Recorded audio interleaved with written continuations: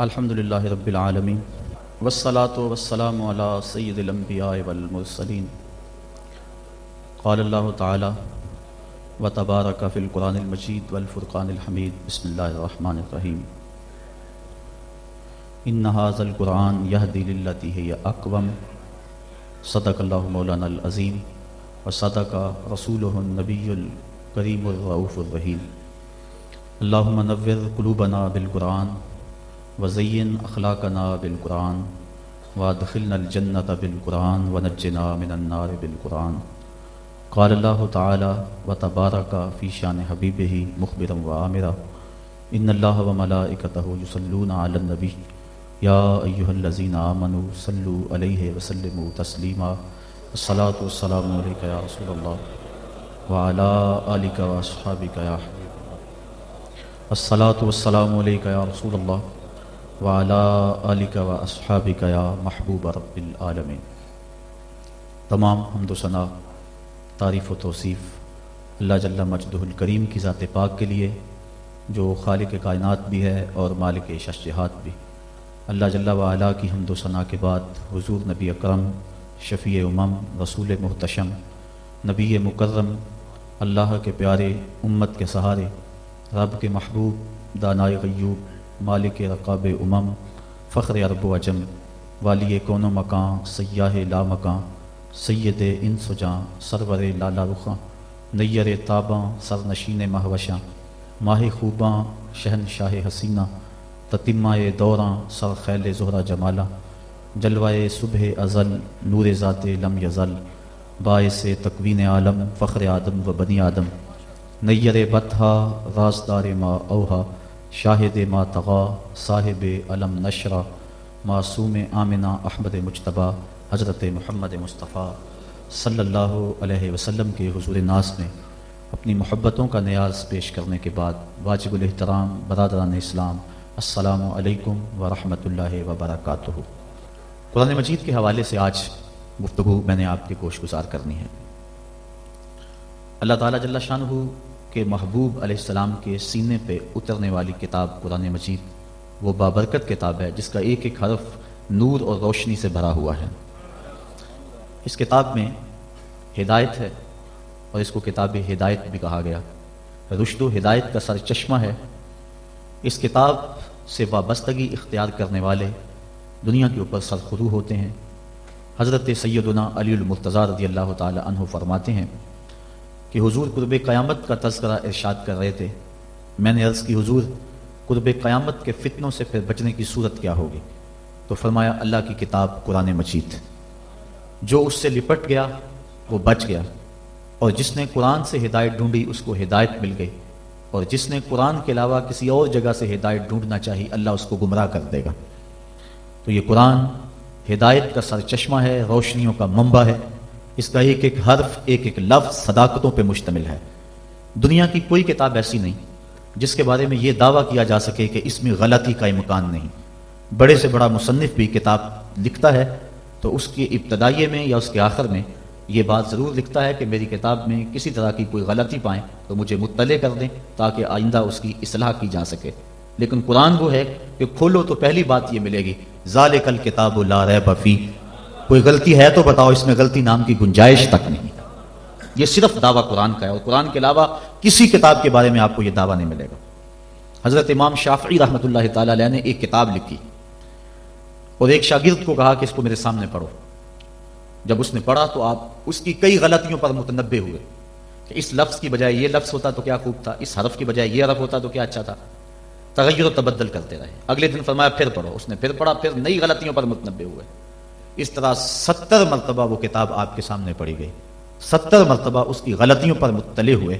پھر اس کے بعد فرمایا دا ہو، چھوڑ دو، شافی کی کتاب اس قابل نہیں ہے کہ اس میں غلطی کی گنجائش نہ رہے۔ یہ اعزاز صرف اللہ کی کتاب قرآن مجید کو حاصل ہے کہ اس میں غلطی کی گنجائش اور غلطی کا امکان موجود نہیں ہے۔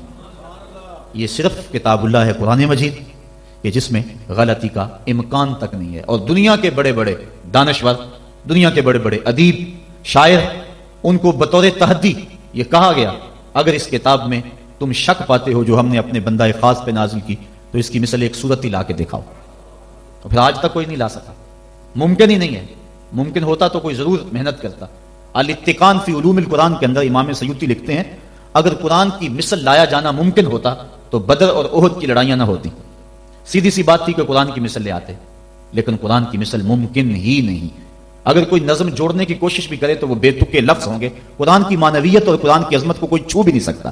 جس طرح کہ پچھلے دنوں کے اندر ڈاکٹر شروش نے الفرقان الحق کے نام سے 7 سال کی محنت سے ایک کتاب تیار کر کے دعویٰ کیا کہ میں نے قرآن کے مقابلے میں یہ کتاب لوگوں کو پیش کی ہے. یہودی لابی اس کتاب کے فروغ کے لیے کروڑوں ڈالر صرف کر رہی ہے. انٹرنیٹ پہ وہ کتاب آپ کو دستیاب ہوگی. میں نے بھی اس کی پہلی سورت جس کا نام اس سے رکھا ہے سورۃ البسم اللہ, اس کو دیکھا ہے تو مجھے متنبی یاد آ گیا. متنبی نے بھی کسی دور میں کوشش کی تھی قرآن کا مقابلہ کرنے کی, اور قرآن مجید کی ایک بڑی معروف سورت ہے القاریہ مل قاریہ وما ادراک مل قاریہ.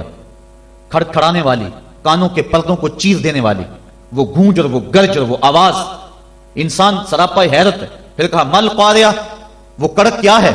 انسان پھر بھی سر جھکائے ہوئے, سمجھ ہوش خرد فہم و ادراک سے بالا ہے. پھر کہا وما ادراک مل قاریہ, اپنے علم پہ ناز کرنے والے انسان تجھے کیا پتا کہ وہ قاریہ کیا ہے. یہ ہے قرآن کا اسلوب. اب متنبی نے بھی کوشش کی, اب وہ کہتا ہے الفیل مل فیل وما ادراک مل فیل, اور کہتا ہے میں قرآن کا مقابلہ لے آیا. فیل عربی میں ہاتھی کو کہتے ہیں. اب القاریہ ایک چیز رکھی گئی, کھڑکھڑانے والی, کانوں کے پردے کو چیر دینے والی. اب نہ اس کو کسی نے سنا نہ اس کا کوئی تصور دماغ میں لا سکتا ہے.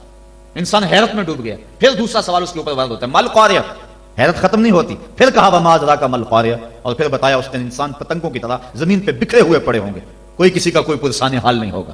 اللہ تعالیٰ پورے قہر و جلال میں ہوگا, اور اللہ تعالیٰ پوچھے گا این المتکبرون, تکبر کرنے والے کہاں ہیں؟ تو اس وقت کوئی سر نہیں اٹھا سکے گا. پھر اللہ فرمائے گا این الملوک, بادشاہ کہاں ہیں؟ تو کوئی سر نہیں اٹھائے گا. پھر کہے گا انا المالک, میں بادشاہ ہوں, تکبر مجھے زیبا ہے. تو وہ اس دن کا نقشہ کھینچا گیا ہے. تو القاریہ مل قاریہ وما ادراک مل قاریہ, یہ سوال در سوال ہوتا چلا جا رہا ہے. اب ذرا متنبی کی بے تکی بات دیکھی. الفیل, فیل عربی میں ہاتھی کو کہتے ہیں. جب کہہ دیا الفیل بات ختم ہوگی. پھر کہتا ہے مل فیل, ہاتھی کیا ہے؟ فیل کہنے سے بات سمجھ میں آ گئی کہ ہاتھی ہے. پھر کہتا ہے مل فیل, سوال بنتا ہی نہیں. لیکن پھر اس کے بعد کہتا ہے وما ادراک مل فیل, تم کیا جانو کہ ہاتھی کیا ہے؟ بچہ جانتا ہے کہ ہاتھی کیا ہے. لفظ تو جوڑنے بیٹھ گیا لیکن معنویت کہاں سے لائے؟ تو کہا قرآن کی مثل تم لانے کی استطاعت ہی نہیں رکھتے ہو. تیرے سامنے یوں دبے لچے فصحا عرب کے بڑے بڑے, کوئی جانے کے منہ میں زبان نہیں جسم میں جان نہیں. 7 مہینے تک کعبے کی دیوار سے سورہ کوثر لٹکی رہی تھی, اور عرب کے بڑے بڑے شاعر اور ادیب اور قصیدہ نگار قرآن کی مثل لانے سے قاصر رہے.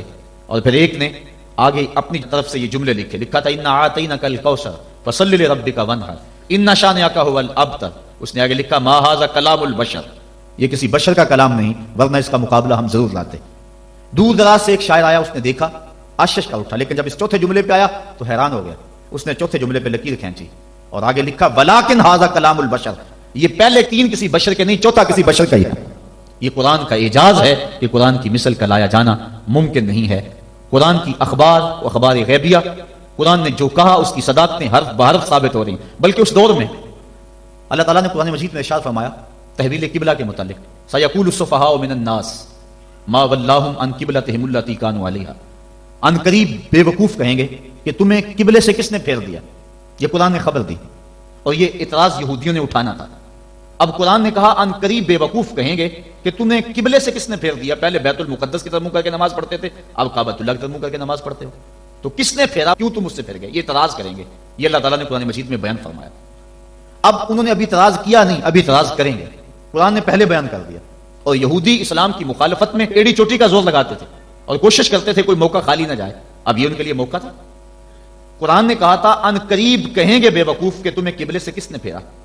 تو یہ کس نے کہنا تھا؟ یہودیوں نے کہنا تھا. یہودی کہتے ہی نا, ان کے دل میں اعتراض آتا بھی تو زبان پہ نہ لاتے, اور پھر کہتے لوگ قرآن نے تو کہا تھا کہ لوگ کہیں گے, ہم نہیں کہہ رہے, لہذا قرآن کی بات غلط ہو گئی. ایسا ہو سکتا تھا. اور پھر یہ نہیں کہ اس کا جواب یہ دے دیا جاتا تم نہیں کہو گے تو کل آنے والی صدیوں میں لوگ کہیں گے. لفظ ہیں سیقول السفہاء, سین اور صوفہ یہ مستقبل قریب کے لیے آتے ہیں.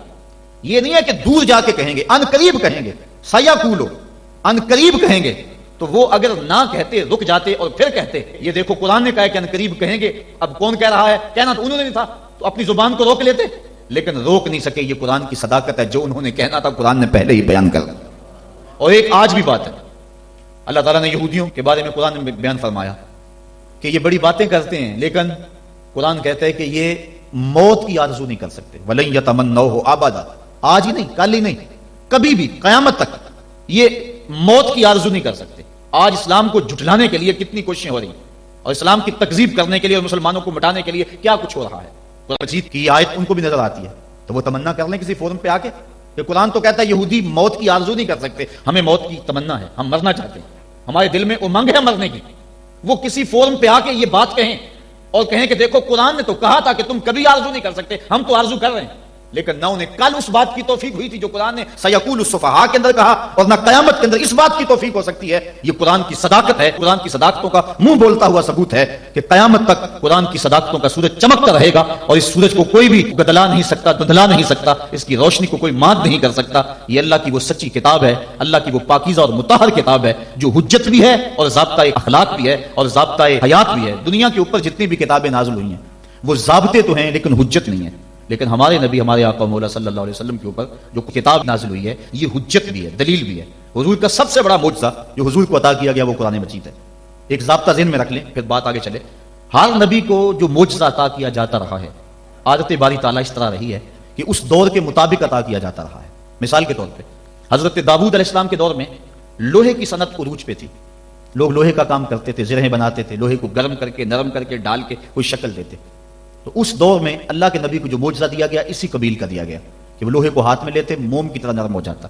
لوگوں کو تو گرم کر کے نرم کرنا پڑتا، اللہ کا نبی یوں ہی اس کو نرم فرما لیتا. تو یہ چیز بطور معجزہ عطا کر دی گئی. حضرت یوسف علیہ السلام کے دور میں حسن کا چراغ گلی گلی جل رہا تھا، اللہ نے اپنے نبی کو معجزہ حسن عطا فرمایا. حضرت موسیٰ علیہ السلام کا دور دیکھیے، جادوگری کا فن عروج پہ تھا، نقطہ کمال پہ تھا، گھر گھر جادوگر پائے جاتے تھے. اللہ کے نبی کو جو معجزہ دیا گیا وہ کرشماتی عصا تھا، جو کبھی چھوٹا ہو جاتا ہے، کبھی بڑا ہو جاتا ہے، کبھی پتے جھاڑتے ہیں، کبھی بکریاں ہانکتے ہیں، کبھی ضرورت ہوتی ہے تو اس پہ ٹیک لگا کے کھڑے ہو جاتے ہیں، اور جب احتیاج ہوتی ہے تو وہی سانپ بن جاتا ہے، اژدہا بن جاتا ہے، اور منوں ٹنوں کے حساب سے پھینکی ہوئی رسیوں کو نگل لیتا ہے. جب سمٹتا ہے تو عصا کا عصا، نہ قد بڑھتا ہے، نہ وزن بڑھتا ہے، نہ حجم بڑھتا ہے. تو چونکہ جادوگری کا دور تھا، جو معجزہ دیا گیا وہ جادوگروں کے فخر کو توڑتا دکھائی دے رہا ہے. حضرت صالح علیہ السلام کے دور میں لوگ پتھر سے چیزیں بنانے کے عادی تھے، لیکن اللہ نے جو نبی کو معجزہ دیا وہ پتھر سے زندہ اونٹنی نکال کے دکھا دے. حضرت عیسیٰ علیہ السلام کا دور دیکھ لیجئے، یہ طب کے عروج کا دور ہے. طب یونانی نے درجہ کمال حاصل کر لیا، ہر مرض کی تدبیر، تشخیص، علاج، معالجہ دریافت کر لیا گیا تھا، لیکن 3 امراض کا ان کے پاس علاج نہیں تھا. مادرزاد اندھے کی آنکھوں میں روشنی نہیں بھر سکتے تھے، کوڑی کے جسم کو شفا نہیں دے سکتے تھے، تیسرا ان کے پاس موت کا علاج نہیں تھا. اللہ نے اپنے نبی حضرت عیسیٰ علیہ السلام کے ہاتھوں میں یہ تینوں علاج رکھ دیے. وہ مادرزاد اندھے کی آنکھوں پہ ہاتھ رکھتے ہیں، اس میں روشنی آ جاتی ہے. کوڑی کے جسم کو ہاتھ پھیرتے ہیں، اس کو شفا مل جاتی ہے.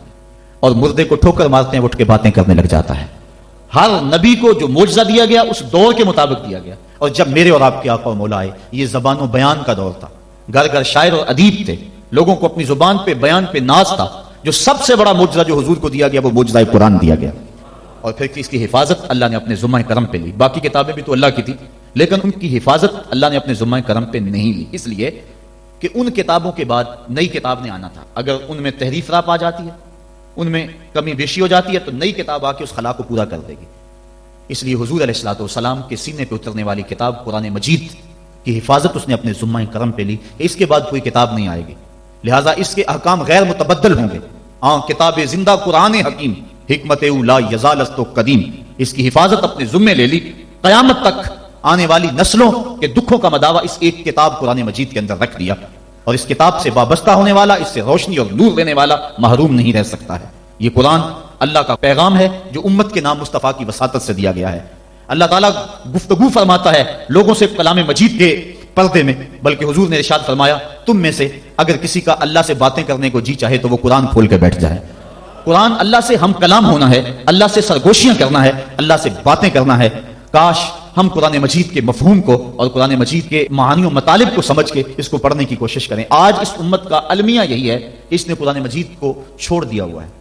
ہم نے بطور رسم قرآن مجید کو اپنایا ہے، رسم کے طور پہ پڑھتے ہیں، لیکن اس کو جس مقصد کے لیے نازل کیا گیا تھا وہ مقصد ہمیں حاصل نہیں ہے. میں آپ سے ایک سادہ سا سوال کرنا چاہوں گا.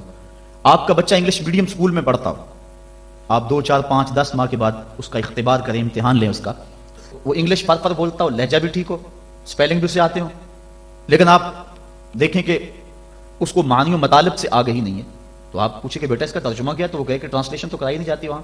تو آپ ایسے سکول میں اپنے بچے کو پڑھانا گوارا کریں گے جہاں لفظ سکھائے جاتے ہو مفہوم نہ بتایا جاتا ہو، جہاں الفاظ تو پڑھائے جاتے ہو، ریڈنگ تو کروائی جاتی ہو لیکن ٹرانسلیشن نہ کروائی جاتی ہے؟ آپ کہیں گے خاک پڑا، لفظ فرفر بولتا ہے، معنی و مطالب نہیں جانتا.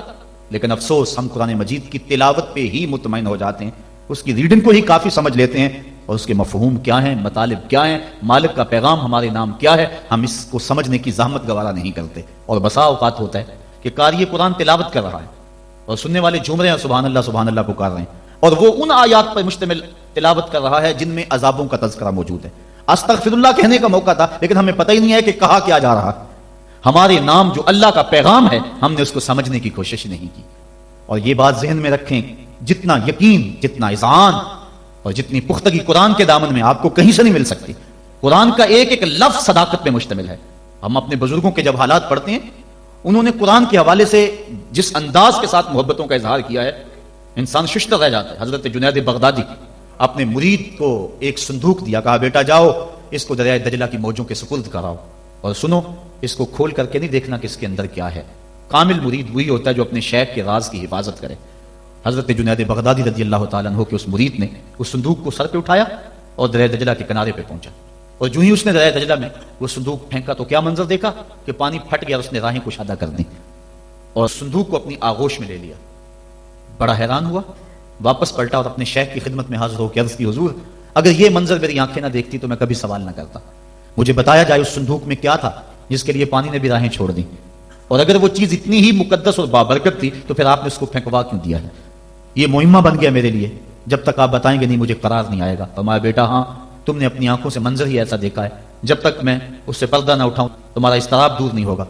کہا سنو، میں نے 12 سال کی محنت شاقہ سے تصوف کے رموز و غوامض اور اسرار پر ایک کتاب لکھی تھی، اور پھر 12 سال میں اس کی نوک پلک سنوارتا رہا کہ اس کا کوئی جملہ شریعت کے مزاج سے ہٹ کر نہ لکھا گیا ہو. اور پھر 12 سال میں سوچتا رہا اس کتاب کو لوگوں تک پہنچاؤں کہ نہ پہنچاؤں. آج 36 سال بیت گئے ہیں، میں نے سوچا ہے قرآن کے ہوتے ہوئے لوگوں کو جنید کی کسی کتاب کی ضرورت نہیں ہے. یہ وہ کتاب تھی جو میری 36 سال کی کمائی تھی، میں نے دریا برد کر دی ہے کہ قرآن کے ہوتے ہوئے لوگوں کو جنید کی کسی کتاب کی ضرورت نہیں ہے. اتنی کافی ہے، اتنی وافی ہے، شفا دیتی ہے، روشنی بانٹتی ہے، نور دیتی ہے، ایک ایک حرف صداقتوں پہ مشتمل ہے. اس کے ہوتے ہوئے اللہ اکبر، قرآن بھی کہہ رہا ہے فَبِأَيِّ حَدِيثٍ بَعْدَهُ يُؤْمِنُونَ. قرآن کے بعد اب کس کا انتظار کر رہے ہو؟ اور آقا کریم صلی اللہ علیہ وآلہ وسلم نے بھی ارشاد فرمایا انی تارکن فیکم الثقلین کتاب اللہ حبل ممدود من السماء الى الارض وسنت نبیہ. میں تمہارے اندر 2 چیزیں چھوڑے جا رہا ہوں، مضبوطی سے تھام لو، کبھی گمراہ نہیں ہوگے. ایک اللہ کی کتاب اور ایک نبی کی سنت. کتاب دین کی تھیوری ہے اور سنت اسلام کا پریکٹیکل ہے. اگر کسی نے تھیوری دیکھنی ہے تو قرآن کو دیکھ لے، اگر پریکٹیکل دیکھنا ہے تو نبی کی زندگی کو دیکھ لے. اور حضرت ام المومنین حضرت عائشہ صدیقہ رضی اللہ تعالی عنہا فرماتی ہیں کان خلقہ القرآن. قرآن حضور کے اخلاق کا ہی نام تھا. حضور کے خلق کو دیکھنا ہو تو قرآن کو دیکھ لو، قرآن کا عملی ثبوت دیکھنا ہو تو مصطفیٰ جان رحمت کو دیکھ لو. تو قرآن ہماری ضروریات کی کفالت کرتا ہے. کاش کہ ہم اس کو اس نظر سے دیکھیں جس نظر سے دیکھنے کا تقاضا اس قرآن کا ہے. ہم نے اس کو طاقوں میں سجا لیا، اس کے اوپر ریشمی غلاف چڑھا لیے، اس کو خوشبو لگا لی، اس کے اندر مور کے پر رکھ لیے، اور اس کو ہم نے اونچی جگہ پر رکھا، ہم نے اس کے نام کی قسمیں بھی کھائیں. لیکن قرآن مجید کے نزول کا جو بنیادی مقصد ہے وہ ہم حاصل نہ کر پائے. اس بات کا انکار نہیں ہے کہ قرآن مجید کی تلاوت کر کے مرنے والوں کی روح کو اصال ثواب کیا جائے تو ان کی قبر میں نور اترتا ہے. اس کے شواہد موجود ہیں، اس بات کا بھی انکار نہیں. قرآن مجید کے الفاظ دم کر کے کسی کو پانی پلائیں تو اس کی بیماریاں صاف ہوتی. اس کا بھی انکار نہیں کیا جا سکتا کہ قرآن مجید کے نور کے مقابلے میں کوئی ناری مخلوق، کوئی جن بھوت، کوئی ایسی چیز نہیں ٹھہر سکتی. اس بات کا انکار بھی نہیں کہ اپنے گھر میں، اپنی دکان پہ، اپنے مکان پہ، اپنی فیکٹری میں قرآن مجید کی تلاوت کرو، وہاں برکت ہوگی، رزق میں فراوانی ہوگی، فرشتوں کی قطاریں لگ جائیں گی، رحمت کا نزول ہوگا. اس کا بھی انکار نہیں ہے. لیکن بات یہ ہے قرآن مجید کے نزول کا یہ بنیادی مقصد نہیں ہے. قرآن مجید نازل اس لیے نہیں ہوا. علامہ اقبال نے بڑی خوبصورت اور ستھری تنقید کی ہے. وہ کہتے ہیں بندے صوفی و ملا اسیری حیات از حکمت قرآن گیری با آیاتش ترا کار جزی نیست یا یاسین او آساں بمیری.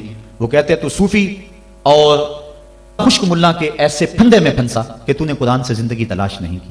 تجھے قرآن کی آیتوں سے صرف اتنا ہی کام ہے، جب مرتے ہوئے تیرے بوڑھے کی روح اٹک جائے تو تو سورہ یاسین پڑھ کے اس کی روح کو آسانی سے نکالنے کے لیے قرآن کو ہاتھ میں لیتا ہے۔ اقبال کہتا ہے اس بات کا انکار نہیں کہ سورہ یاسین سے روح آسانی سے نکلتی ہے، لیکن نقطہ نظر یہ ہے اقبال کا کہ تو نے قرآن سے ڈھونڈا تو موت کو ہی ڈھونڈا، قرآن سے بھی تلاش کیا تو مرنے کو ہی تلاش کیا۔ جس قرآن سے تو نے مرنے کو تلاش کر لیا، کاش اس قرآن سے تو جینا بھی سیکھ لیا ہوتا۔ جس قرآن سے تو نے مرنے کی سہولت ڈھونڈ لی، اس سے جینے کا سلیقہ بھی سیکھ لیا ہوتا، اس سے جینے کی سہولت بھی سیکھ لی ہوتی۔ ہم نے قرآن سے بھی جو ہے وہ موت کو ہی تلاش کرنا چاہا۔ آؤ قرآن کے دامن میں جو روشنیاں ہیں، قرآن کے دامن میں جو زندگیاں ہیں، قرآن کے حرف حرف کے اندر جو حیات کے اصول رکھے گئے ہیں، جینے کے جو ڈھب اور طریقے سکھائے گئے ہیں، ان سے ہم روشنی اور نور حاصل کر کے اپنی زندگی کو سنوار لیں۔ قرب قیامت کے فتنوں کا تذکرہ کرتے حضور نے ارشاد فرمایا، لا یبقى من القرآن الا رسمہ ولا يبقى من الاسلام الا اسمہ مساجدهم عامرة وهي خراب من الهدى۔ ایک وقت آئے گا کہ اسلام صرف نام کا رہ جائے گا، قرآن صرف رسم کے طور پہ پڑھا جائے گا، اور مسجدیں زیب و زینت کے لحاظ سے تو آباد ہوں گی لیکن ہدایت کے نور سے خالی ہوں گی۔ کیا آج وہ وقت آ نہیں گیا کہ ہم قرآن کو صرف رسم کے طور پہ پڑھ رہے ہیں؟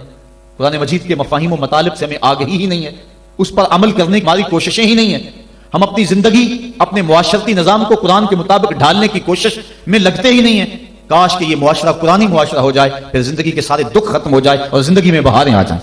یہ زندگی کے سارے دکھ، یہ زندگی کی ساری مصیبتیں اس لیے ہیں کہ ہم قرآن سے ہٹے ہوئے ہیں۔ قرآن کے دامن سے لپٹ جائیں، زندگی میں رونق آ جائے، زندگی میں بہاریں آ جائیں، ہر سمت محبتوں کے پھول کھل اٹھے اور نفرتوں کے کانٹے خود بخود ہی ختم ہو جائے اگر ہم قرآن پہ آ جائیں تو۔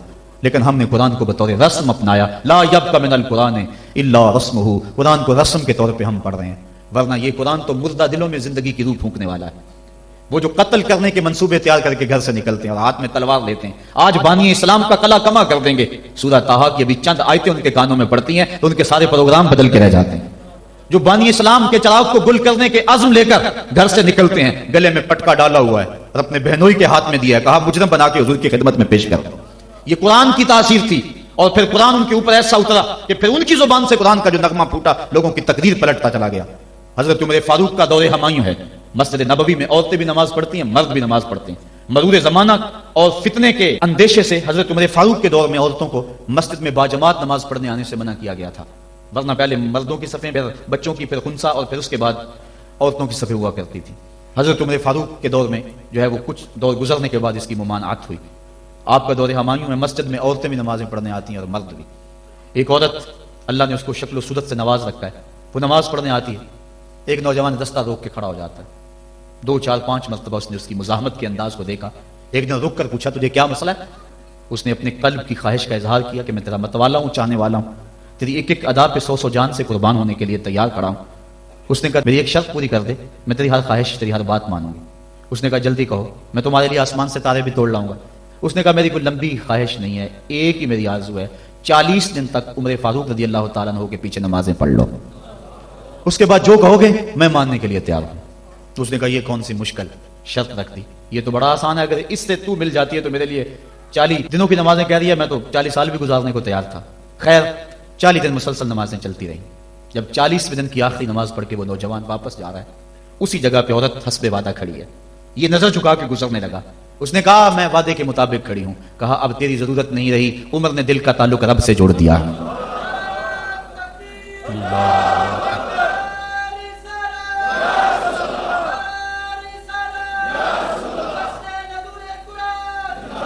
اگر ہم 40 سال ہمارے پیچھے لوگ نمازیں پڑھتے رہیں اور ان میں تبدیلی نہ آئے تو پھر ہمیں سوچنا چاہیے نا، مجھے سوچنا چاہیے کہ 40 سال ہو گئے ایک بندہ میرے پیچھے نماز پڑھا، اس میں تبدیلی نہیں آ رہی۔ 40 دن نماز پڑھی، قرآن دل سے نکلا اور زبان کے ذریعے سے دل میں پیوست ہو گیا، دل کی دنیا بدل گئی۔ کاش کہ وہ لوگ دوبارہ منصہ شہود پہ آ جائیں اور وہ لوگ دوبارہ مسلوں کی زینت بن جائیں جن کے لبوں سے قرآن جب نکلتا ہے تو فرشتے بھی آفرین آفرین کرتے ہیں، اور قرآن دلوں پہ اثر کرتا ہے اور دلوں کے زنگ اترتے ہیں اور روحوں کو قرار ملتا ہے۔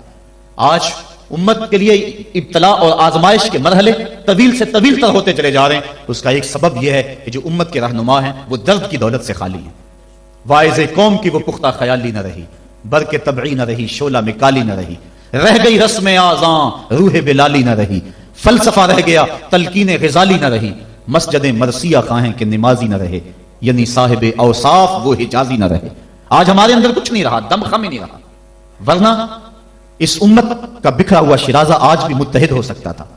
آج پوری امت جس طرح دھکے کھا رہی ہے، کس کے سامنے نہیں ہے حالات۔ کبھی ہمارا کردار لوگوں کو زندگی کی راہیں دکھایا کرتا تھا. آج ہمیں دیکھ کے لوگ دین سے بدزن ہوتے چلے جا رہے ہیں. حضرت نبی رحمت صلی اللہ علیہ وآلہ وسلم کی سیرت میں مشتمل ایک کتاب لکھی گئی ہے عرب کا چاند، اور اس کا رائٹر ہے سوامی لکشمن پرشاد، انڈیا کا رہنے والا ہے. اس نے حضور کی سیرت پر 200-250 صفحات پر مشتمل کتاب لکھی. بچپن میں میری نظر سے بھی گزری، بڑے ذوق سے اس کو پڑھا تھا. سوامی لکشمن پرشاد سے انٹرویو کیا گیا کہ تو نے حضور کی سیرت پہ کتاب لکھی ہے، اتنا بڑا کام کیا، تو کلمہ پڑھ کے حضور کا غلام کیوں نہیں بن جاتا؟ جس انداز سے تو نے محبت کے موتی بکھیرے ہیں اور الفتوں کے پھول اس کتاب میں تو نے اگائے ہیں، تو کیوں نہیں کلمہ پڑھ کے حضور کا غلام بن جاتا؟ تو لالو کا جواب سنیے، ہماری آنکھیں کھول دینے کے لیے کافی ہے. اور اتنا زناٹے دار تماچا ہے، اگر ہم محسوس کریں تو صدیوں اس کی کسر نہ جائے. اگر نہ محسوس کریں تو وہ ایک گاڑی کے پیچھے لکھا تھا عقل نہ ہو تو موجیں موجاں، لیکن اگر سمجھنے کی بات ہو تو اتنی بڑی تنبیہ ہے کہ پاؤں کے نیچے سے زمین نکل جاتی ہے اور ہمیں اپنے وجود سے شرم آتی ہے، ہمارے جسم کا ایک ایک رواں پسینے سے شرابور ہو جاتا ہے. سوامی لکشمن پرشاد نے جواب دیا، کہا جب میں حضور کی سیرت لکھنے بیٹھا، بڑی بڑی امہات کتب سیر کو پڑھا، اور اس کے نتیجے میں نے یہ کتاب تیار کی ہے. حضور کی سیرت کے روشن گوشے اور حضور کی زندگی کے درخشاں باب جب میں نے دیکھے تو یہ جذبہ میرے دل میں انگڑائیاں لینے لگا کہ میں دیر کیوں کرتا ہوں، حضور کا غلام کیوں نہیں بن جاتا. لیکن جب میں مسلمانوں کے کردار کو دیکھتا ہوں تو میں کہتا ہوں میں ہندو ہی ٹھیک ہوں. ہمارا کردار لوگوں کے ایمان کے راستے میں رکاوٹ بنا ہوا ہے. جب امریکہ کے خلاف نعرے لگ رہے تھے، ان نعرے لگانے والوں میں بھی شامل تھا، لیکن ایک بات میں نے کہی تھی، میں نے کہا آج ہم دنیا کی اس طاقت کے ساتھ ٹکر دینے کی بات تو کرتے ہیں، لیکن ہم نے کبھی اپنے کردار کو جھانک کر کے بھی دیکھا؟ جس بستی، جس شہر اور جس ملک کی حالت یہ ہے کہ واٹر کولر کے اوپر لگے ہوئے جو گلاس ہیں وہ بھی زنجیروں سے باندھے ہوئے ہوں، وہ قوم امریکہ جیسی قوم سے ٹکر نہیں کر سکتی ہے. مسجدوں کی لیٹرینوں کے گندے لوٹے بھی سنگلیوں سے باندھنے پڑے. جس قوم کا یہ کردار ہے، کیا وہ قوم پنپ سکتی ہے، جہان میں نشو و نما پا سکتی ہے؟ ہم تو اس قدر گراوٹ کا شکار ہیں، ہم اس قدر گرے ہوئے ہیں کہ ہماری لیٹرینوں کے گندے لوٹے وہ بھی باندھ کے رکھنے پڑتے ہیں، ورنہ ہم اتنے چور ہیں کہ وہ بھی اٹھا کے لے جائیں. تو جس قوم کا یہ حال ہو، وہ قوم کیا دنیا کی طاقتور قوموں کی آنکھوں میں آنکھیں ڈال کے بات کر سکتی ہے؟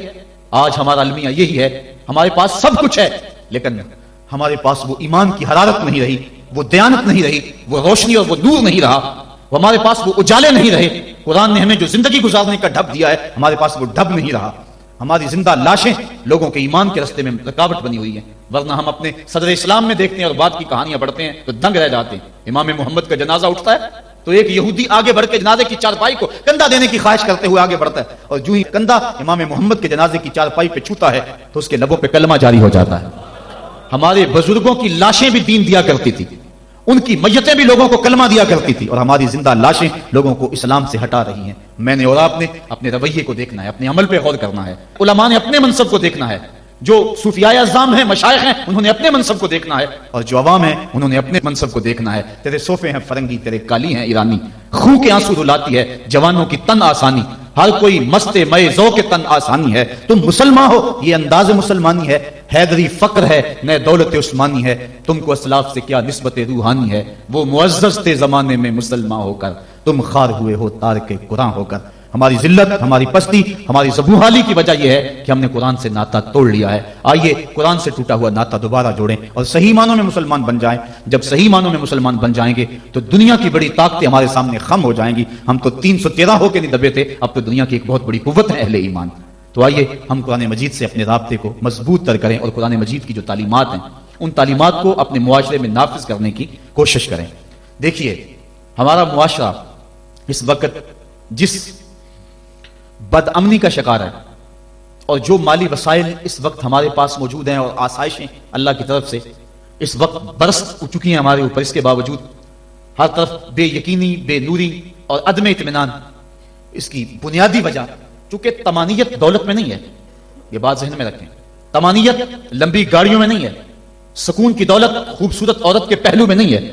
طمانیت تمہیں ملے گی تو اللہ کی یاد میں ملے گی، طمانیت ملے گی تو ذکر الہی میں ملے گی، طمانیت تمہیں ملے گی، سکون کی دولت ملے گی تو قرآن کے دامن سے ملے گی. آج اتنا کچھ ہونے کے باوجود بھی رسوائیاں ہمارا مقدر ہیں، ذلت ہمارا مقدر ہیں، اور آج ہمارا وجود امت مسلمہ کے لیے ایک داغ کی حیثیت رکھتا ہے. یہ ایک ایسا دکڑا ہے کہ میں کس انداز سے اس بات کو آپ کے سامنے رکھوں. یہ اندر کی کیفیت ہے. اللہ تعالیٰ اس امت کو کھویا ہوا وقار عطا کر دے اور ہم اس جگہ پہ آ جائیں جس جگہ سے ہٹ کے ہم چلے گئے ہیں. قرآن فہمی کا نور اگر ہمارے دل میں اترنے لگ جائے تو ہماری زندگی خود بخود سہل ہو جاتی ہے. میں کل دیکھ رہا تھا قرآن مجید نے زندگی گزارنے کے 2 ضابطے بیان کر دیے. وتواصوا بالصبر وتواصوا بالمرحمہ، یعنی صبر اور مرحمت، یہ 2 چیزیں ہیں جو معاشرے کو سکون اور طمانینت دیتی ہیں. یعنی معاشرے میں 2 طرح کے طبقے ہیں. ایک وہ طبقہ جو پریشانی، دکھ، اذیت، پسماندگی، بیماری، دکھ اور غم میں ہے، اور ایک وہ طبقہ جو خوشحالی، دولت مندی اور صحت، عافیت اور فراوانی میں ہے. اب دونوں کی ذمہ داریاں قرآن نے بیان کر دی. اگر ہم اس پہ آ جائیں اور قرآن کی اس تعلیم کو سامنے رکھ کے اپنے معاشرے کی راہیں درست کرنا شروع کر دیں تو ہمارا معاشرہ جنت بن جائے. جو بیمار ہے، پریشان حال ہے، دکھی ہے، اس کو قرآن تاکید کرتا ہے تو صبر کر. اور جو خوشحال ہیں، دولت مند ہیں، صحت عافیت سے مالا مال ہیں، ان کو قرآن تاکید کرتا ہے تم رحم کھاؤ. اور اگر مصیبت زدہ صبر کی کوشش شروع کر دے، اور جس کے پاس دولتوں کی، عافیتوں کی، صحت کی فراوانی ہے، وہ دوسروں کے دکھ بانٹنا شروع کر دے، تو آپ بتائیں کہ معاشرے کے اندر کتنا حسن پیدا ہو جائے. لیکن ہم نے کبھی اس نظر سے دیکھا ہی نہیں. عید الفطر کے موقع پہ پچھلے سال اس پر مفصل گفتگو کی تھی. جو احباب وہاں موجود تھے انہیں یاد ہوگا کہ ہماری عید کیا ہوتی ہے. ایک طرف تو خوشیوں کے گہوارے ہیں اور دوسری طرف غم کے اندھیرے ہوتے ہیں اور ہم عید منا رہے ہوتے ہیں. ہماری عید جو ہے وہ غریبوں کو، پسماندہ لوگوں کو، پریشان، دکھی اور بیماروں کو، ان کو اپنی خوشیوں میں شامل کرنے کا نام حقیقی عید یہ ہے. اپنی خوشیوں کو خرید لینا اور اپنی خوشیوں کا متوالا ہو جانا یہ ایک مومن کا مزاج نہیں ہے. وہ دوسروں کو ساتھ لے کے چلتا ہے. عید کے دن کلیجہ پھٹتا ہے جب ایک طرف امیر کا بگڑا ہوا بچہ گولڈن سیب کا ایک کونا کاٹ کے دوسرا کتے کے آگے ڈال رہا ہوتا ہے، اور دوسری طرف بیوہ کا غریب بچہ چھابڑی لگا کے آلو چھولے بیچ رہا ہوتا ہے. بچوں کے جذبات تو ایک جیسے ہوتے ہیں، وہ ایک طرح سے سوچتے ہیں. ہر بچہ بچپن میں بادشاہ ہوتا ہے. اگر امیر کا بچہ کھیلنے کو چاند مانگتا ہے تو یہ آرزو غریب کے بچے کی بھی ہوتی ہے. یہ عید کے دن بھی تفریق ہم نہیں مٹا سکتے. میں نے کرن نامی اس عورت کی مثال دی تھی کہ جس نے اپنے مزدور باپ سے کانچ کی چوڑیاں مانگی اور وہ کانچ کی چوڑیاں بھی فراہم نہ کر سکا تو اس نے خودکشی کر لی. بچی کی عمر 7 سال تھی. کیا وہ معاشرے کے کندھوں کے اوپر بوجھ نہیں ہے؟ اگر ہمسایہ بھوکا سو جائے تو نماز قبول نہیں ہوتی. اور آقا کریم نے تو یہاں تک فرمایا اپنے گوشت کی خوشبو سے ہمسائے کو تکلیف نہ دو، یا تو تھوڑا سا پانی زیادہ ڈال لو اور شوربے ایک پیالی ہمسایوں کے گھر بھی بھیج دو. اور اگر ایسا نہیں کر سکتے تو ایسے وقت میں وہ گوشت پکاؤ کہ ہمسائے کے بچے اگر مچل پڑے اور انہوں نے ضد کر لی اور غریب باپ ان کی ضد کو پورا نہ کر سکا تو ان کے دکھوں کا مداوع کس کے پاس ہے؟ یہ شریعت کا مزاج ہے.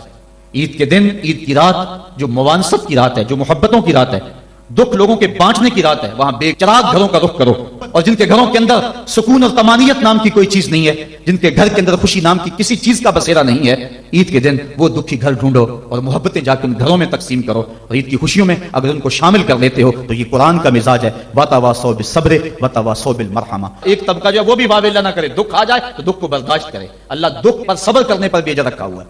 ایک خاتون حضور کی خدمت میں حاضر ہوئی، حضور مرگی کے دورے پڑتے ہیں تو میرے لیے دعا کرو کہ میں جب گرتی ہوں تو میرا سطر بھی کھل جاتا ہے. تو آقا کریم نے فرمایا اگر تو کہے تو میں دعا کر دوں، اور اگر تو صبر کر تو تجھے اللہ جنت عطا فرمائے گا. اس نے عرض کی حضور مجھے جنت والا سودا قبول ہے، مجھے یہ مرگی کے دورے پڑتے رہے لیکن صبر کروں گی جنت مجھے مل جائے. لیکن اتنا ہے کہ عورت ذات جب گرتی ہوں تو پردہ کھل جاتا ہے. یہ آرزو ہے کہ پردہ سطر نہ کھلے. فرمایا ہاں سطر نہیں کھلے گا لیکن مرگی کے دورے بدستور موجود رہیں گے. آقا کریم نے اس کو جنت کی بشارت دی. یہ تھے وہ لوگ جن کا اللہ پہ یقین تھا، جنت کے وعدے پہ اطمینان ہے اور جنت کے وعدے پر اپنی بیماری کو قبول کر رہے ہیں. ہم تھوڑا سا دکھ جھیلتے ہیں تو واویلا مچا دیتے ہیں. قرآن نے دونوں کو جو ہے وہ آئینہ دکھایا اور رستہ بتلایا کہ جو محروم طبقے ہیں، غریب طبقے ہیں، دکھی طبقے ہیں، وہ صبر کا دامن نہ چھوڑیں، وہ اپنی غربت کو تماشا نہ بنائیں. اور دوسری طرف جن کو دولت کی فراوانی دی گئی ہے، جن کو صحت و عافیت دی گئی ہے، وہ اپنی عافیت قدوں میں بیٹھ کے عید کی خوشیاں نہ منائیں بلکہ وہ ان لوگوں تک پہنچے جو دکھی ہیں، جن کے گھروں کے چراغ بجھے ہوئے ہیں، جن کے گھر کے اندر روشنی نام کی چیز کوئی نہیں، جس کے گھر کے اندر سے ضیائیں اور خوشیاں روٹ گئی ہیں. وہ ان کی خوشیاں ان کے گھر کی دہلیز تک پہنچانے کی کوشش کریں. عرش کا رب بڑا مہربان ہوگا، ان کے اوپر اپنی چھم چھم رحمتوں کا نزول فرمائے گا. آئیے ہم عید کے روز اس عزم کا اعادہ کر کے دکھی اور مصیبت زدہ اپنے غریب رشتہ داروں کو اور اپنے معاشرے میں، اپنی گلی اور اپنے محلے میں جو دکھی لوگ ہیں ان کی اعانت کے لیے میدان میں نکلیں. یقیناً یہ بہت بڑی نیکی ہے. میں حضرت سید عائشہ صدیقہ رضی اللہ تعالی عنہا کے حوالے سے وہ روایت عرض کیا کرتا ہوں. ایک دن محبوب خدا کا دریا رحمت جوش میں آ گیا. فرمایا عائشہ جو مانگنا ہے مانگ لو. عرض کی حضور اگر اجازت ہو تو میں اپنے باپ سے مشورہ کر لوں. کہا جاؤ کر لو. سیدنا صدیق اکبر کی خدمت میں حاضر ہیں اور کہا حضور کا دریا رحمت جوش میں، اور آقا فرمایا عائشہ جو مانگنا ہے مانگ لو، مجھے بتایا جائے میں حضور سے کیا مانگوں، آپ انتخاب فرمائیں. حضرت ابو بکر صدیق رضی اللہ تعالیٰ عنہ نے فرمایا کہ حضور سے کہنا کہ معراج کی رات قربت خاص میں اللہ نے آپ سے جو خاص باتیں کی تھی ان میں سے ایک بات بتا دیں. یہ میری ڈیمانڈ ہے، یہی میری چاہت ہے، آج یہ میں آپ سے طلب کرنا چاہتی ہوں۔ حضرت ام المومنین حاضر ہوئی۔ اللہ اکبر۔ حضور نے پوچھا عائشہ مانگو جو مانگنا ہے۔ عرض کی حضور معراج کی رات جب قربت خاص میں آپ پہنچے تھے اور آپ کے مالک نے آپ سے راز و نیاز کی کچھ باتیں کی تھیں، میری آرزو ہے ان راز کی باتوں میں سے ایک بات مجھ کو بتا دیں۔ حضور مسکرانے لگے اس بات پہ کہ ابوبکر صدیق کا انتخاب کیسا ہے، اور پھر اگر وہ راز کی بات بتا دوں پھر راز راز تو نہ رہا، لیکن چونکہ وعدہ کیا ہوا تھا، فرمایا عائشہ سنو، جب میں قرب خاص میں پہنچا تو میرے مالک نے مجھ سے جو خاص باتیں فرمائیں ان میں سے ایک بات یہ تھی، اے میرے محبوب اگر تیری امت میں سے کوئی شخص کسی ٹوٹے ہوئے دل کو جوڑ دے گا تو میرے اوپر لازم ہے کہ بغیر حساب کے جنت عطا فرما دو۔ تو حضرت عائشہ صدیقہ رضی اللہ تعالیٰ عنہ بہت خوش ہوئی۔ حضرت صدیق اکبر نے بتایا ہوا تھا کہ جو حضور کہیں وہ مجھے ضرور بتانا ہے۔ حاضر ہوئی اور آ کے کہا، آپ رونے لگے۔ کہا بات رونے والی تو نہیں ہے، بات تو خوش ہونے والی ہے۔ بسا اوقات کسی کا دل ہم جوڑ دیتے ہیں، کوئی کسی کو قرضہ دے دیا، دکھی کے کام آگے کسی بھوکے کو کھانا کھلا دیا، یہ تو کام بن گیا، جنت کے راستے آسان ہوئے۔ کہا میں اس کو دوسرے پہلو سے دیکھ رہا ہوں، تصویر کا دوسرا رخ دیکھ رہا ہوں، میں اس کو ذرا معکوس دیکھ رہا ہوں۔ اگر کوئی کسی کا ٹوٹا ہوا دل جوڑ دے تو بغیر حساب کے اللہ کے اوپر واجب ہے کہ وہ جنت میں بھیجے گا، تو اگر کوئی کسی کا دل توڑ بیٹھے تو ہم دیکھیں کہ ہم اپنے عمل سے، اپنے رویے سے کسی کا دل تو نہیں توڑتے۔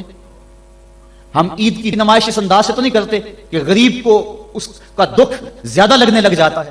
وہ کسی مفکر نے کہا تھا نا کہ آپ اپنی آسائش نہ چھوڑیں، نماز چھوڑ دیں تو غریبوں کے دکھ ختم ہو جائیں، لیکن ہم نے کبھی اس نقطہ نظر سے نہیں سوچا۔ آئیے ہم معاشرے کی اس اونچ نیچ کو ختم کرنے کے لیے عملی طور پہ کوشش کریں۔ یہ ایک اہم پیغام تھا، میں آپ تک پہنچانا چاہتا تھا۔ اس پیغام کو لے لیں، پلے باندھ لیں اور اس کو گلی گلی پہنچانے کی کوشش کریں اور معاشرے کے دکھ بانٹیں، یہی بہت بڑی نیکی ہے۔ اللہ مجھے آپ کو توفیق عمل عطا فرمائے کہ ہم اللہ کے بتائے ہوئے دین کے مطابق اور قرآن کے بتائے ہوئے راستے کے مطابق زندگی گزاریں۔